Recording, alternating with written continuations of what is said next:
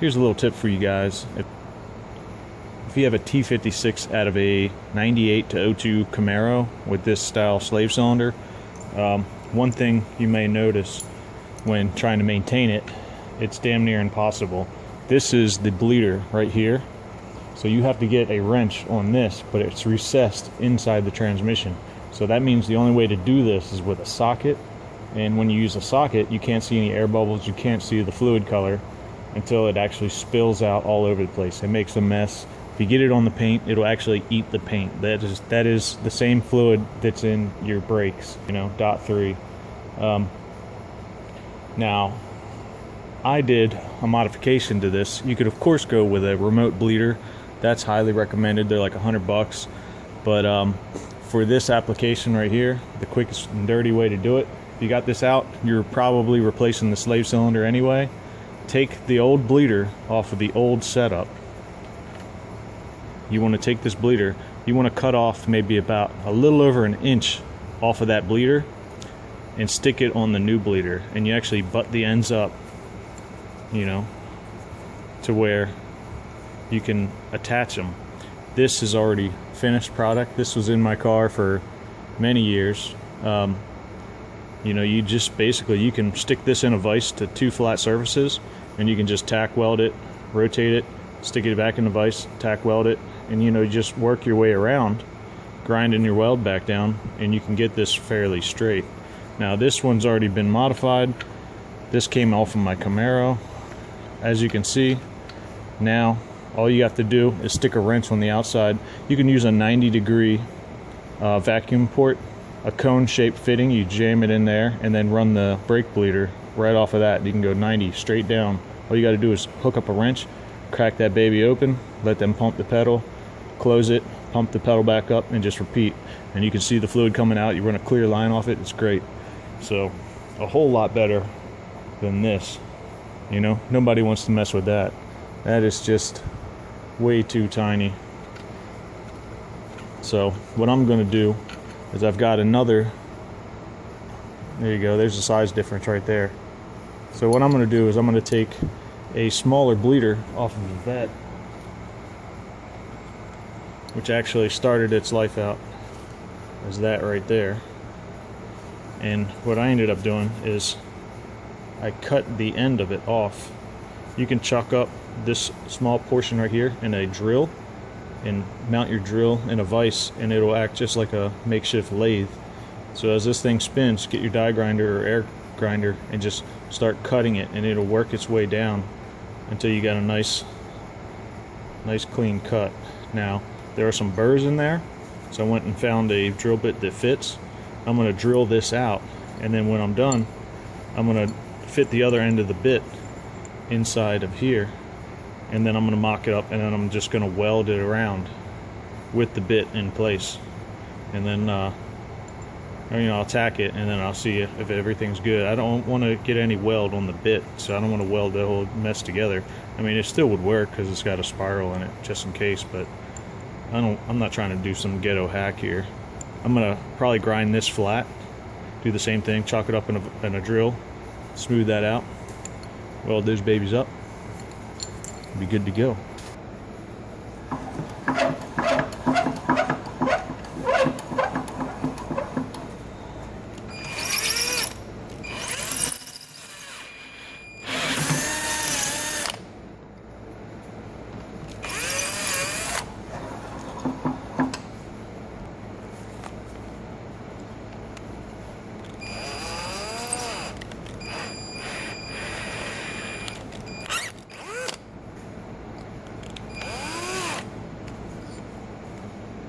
There we go.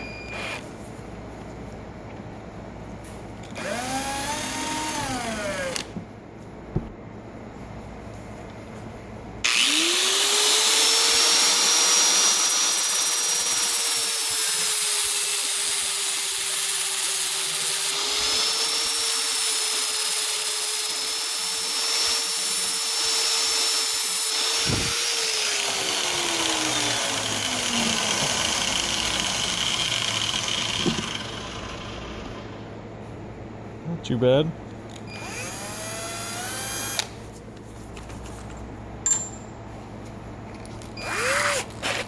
Deburr it.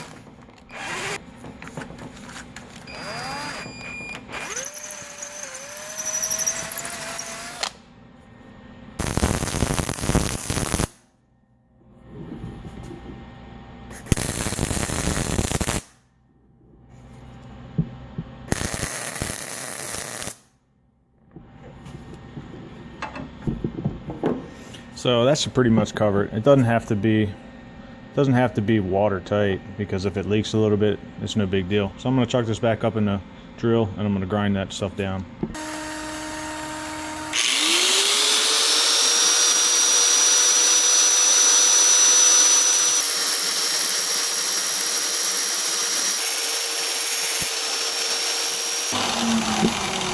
That's pretty much good to go. It's not super perfect, but it'll work.